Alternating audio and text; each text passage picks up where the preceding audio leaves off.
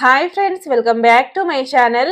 ఈ రోజు వీడియో వచ్చేసి చపాతీ ఎగ్ రోల్ అండి. ఈ రెసిపీ అయితే చాలా టేస్టీగా అయితే ఉంటుంది. అలాగే చాలా తక్కువ టైంలో చేసుకోవచ్చు అండ్ హెల్దీగా కూడా ఉంటుందండి. ముఖ్యంగా పిల్లలకైతే చాలా బాగా నచ్చుతుంది. కాబట్టి మీరు కూడా ఇంట్లో తప్పకుండా ఒకసారి ట్రై చేయండి. నచ్చితే కామెంట్ కూడా చేయండి. ఇక లేట్ చేయకుండా రెసిపీని అయితే చూసేద్దాం. ముందుగా ఒక బౌల్ ని తీసుకొని అందులోకి గోధుమ పిండిని అయితే వేసుకోండి. అలాగే దీంట్లోకి ఒక పావు టీ స్పూన్ వరకు సాల్ట్ అండ్ ఒక 1 టీ స్పూన్ వరకు ఆయిల్ ని వేసి అంతా ఒకసారి బాగా కలిపేసుకోవాలండి. ఇందులో ఆయిల్ అండ్ సాల్ట్ ని వేసి ఒకసారి బాగా కలిపేసుకున్నాక ఇందులోకి కొద్దిగా నీళ్ళని పోసి మొత్తం అంతా ఒకసారి బాగా కలిపేసుకోండి. సాఫ్ట్ ముద్దలయ్యేంత వరకు చక్కగా కలిపేసుకోవాలండి. మనం నార్మల్ చపాతీ పిండిని ఏ విధంగా కలుపుకుంటామో సేమ్ అలానే ఈ పిండిని కూడా అలానే కలుపుకోవాలండి. చూడండి, ఇలా పిండిని సాఫ్ట్ ముద్దలా కలుపుకున్నాక పైనుంచి కొద్దిగా ఆయిల్ అప్లై చేసి ఒక 5 నిమిషాల పాటు అయితే పక్కన పెట్టేయండి. పైన ఏదైనా క్యాప్ తో కవర్ చేసి పక్కన పెట్టేసుకోండి. ఈ లోపు మనం ఇందులో కావాల్సిన వెజ్ స్టఫింగ్ అయితే రెడీ చేసేసుకుందాం. ఈ స్టఫింగ్ కోసం అయితే కడాయిలోకి ఒక హాఫ్ టీ స్పూన్ వరకు ఆయిల్ అయితే వేసుకోండి. ఈ ఆయిల్ బాగా వేడయ్యాక ఇందులోకి సన్నగా ఇలా నిలువుగా కట్ చేసుకున్న క్యారెట్ ముక్కలను అయితే వేసుకోండి. అలాగే కొన్ని క్యాప్సికం ముక్కలు అండ్ ఒక మీడియం సైజ్ ఆనియన్ ని వేసి అంతా ఒకసారి బాగా కలిపేసుకోవాలండి. కావాలంటే ఇందులోకి కొన్ని క్యాబేజ్ ముక్కల్ని కూడా వేసుకోవచ్చండి. ఈ వెజ్జీస్ ని ఇలా ఆయిల్ లో ఒకసారి బాగా కలిపేసుకున్నాక ఇందులోకి ఒక హాఫ్ టీ స్పూన్ వరకు మిరియాల పౌడర్ ని అయితే వేసుకోండి. అలాగే రుచికి సరిపడా ఉప్పును వేసి ఒక నిమిషం పాటు చక్కగా కుక్ చేసుకోండి. వీటిని ఓన్లీ హై ఫ్లేమ్ లోనే ఎక్కడ మాడకుండా అయితే ఒక నిమిషం పాటు అయితే కుక్ చేసుకోండి. ఈ వెజ్జీస్ ని ఓవర్ గా అయితే కుక్ చేయకూడదండి. ఓవర్ గా కుక్ చేస్తే అంత టేస్టీగా అయితే ఉండదు. కాబట్టి కొంచెం పచ్చిగా ఉన్నప్పుడే ఇలా తీసేసుకోండి. జస్ట్ ఇలా ఒక నిమిషం పాటు కుక్ చేసుకున్నాక తీసి ఒక బౌల్లోకి అయితే వేసేసుకోండి. ఇప్పుడు మనం 5 నిమిషాల తర్వాత అయితే పిండి ముద్దను అయితే చూద్దాం. చూడండి, పిండి కూడా చాలా సాఫ్ట్ గా అయితే నానిందండి.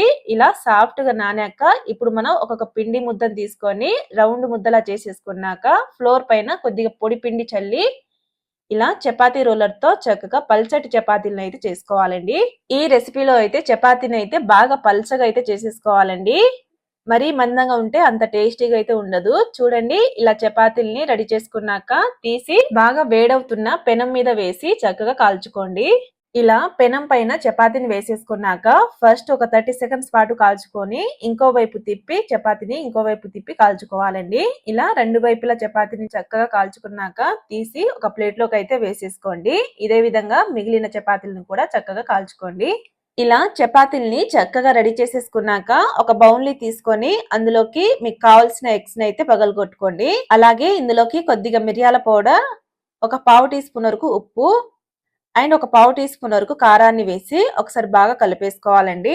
ఒక నిమిషం పాటు ఉప్పు కారం అంతా కలిసేలా ఒకసారి బాగా కలిపేసుకోండి. చూడండి, ఇక్కడ చూస్తున్న విధంగా ఎగ్గుని చక్కగా బీట్ చేసుకున్నాక ఇప్పుడు స్టవ్ పైన ఒక ప్యాన్ ని పెట్టి అందులోకి కొద్దిగా ఆయిల్ ని అయితే గ్రీస్ చేసుకోండి. ఇలా ఆయిల్ గ్రీస్ చేసుకున్నాక ఇప్పుడు ప్యాన్ లోకి 2 గరిటెల వరకు ఎగ్ లిక్విడ్ ని అయితే వేసేసుకోండి. ఇలా ఎగ్ ని వేసేసుకున్నాక ఈ విధంగా చక్కగా రౌండ్ గా అయితే స్ప్రెడ్ చేసుకోవాలండి. ఎగ్ ని ఇలా ఇక్కడ చూపిస్తున్న విధంగా సెట్ చేసుకున్నాక ఒక 30 సెకండ్స్ పాటు కుక్ చేసి పైనుంచి చపాతీని అయితే పెట్టేసుకోండి. ఇలా ఆమ్లెట్ పై చపాతీని పెట్టేశాక చపాతీ పై నుంచి కొద్దిగా ఆయిల్ అయితే అప్లై చేసేసుకోవాలండి. చూడండి, ఇక్కడ చూపిస్తున్న విధంగా చపాతీ పైన ఆయిల్ ని అప్లై చేసేసుకున్నాక ఇంకో వైపు తిప్పి చక్కగా కాల్చుకోండి. ఇలా రెండో వైపు తిప్పి కొద్దిసేపు కాల్చుకున్నాక పైనుంచి కొద్దిగా పిజ్జా సాస్ అయితే వేసుకోండి.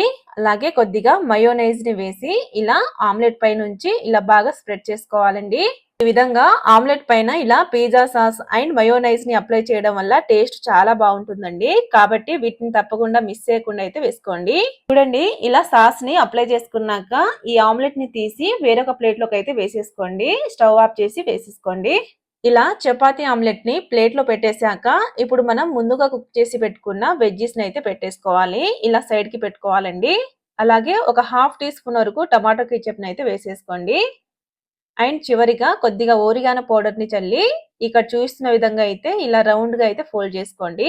ఇలా ఇక్కడ చూపిస్తున్న విధంగా చపాతీని చక్కగా ఫోల్డ్ చేసేసుకుంటే ఎంతో టేస్టీ అయిన ఎగ్ చపాతీ రోల్ అయితే రెడీ అయినట్టేనండి. ఇలా చేసి పిల్లలకి గాని పెద్దవాళ్ళకి పెట్టినా చాలా ఇష్టంగా తినేస్తారండి. అంతేనండి. ఈ రెసిపీ కనుక మీకు నచ్చినట్టయితే లైక్ చేసి సబ్స్క్రైబ్ చేసుకోండి. అలాగే పక్కనున్న బెల్ ఐకాన్ ని కూడా ప్రెస్ చేయండి. Thank you.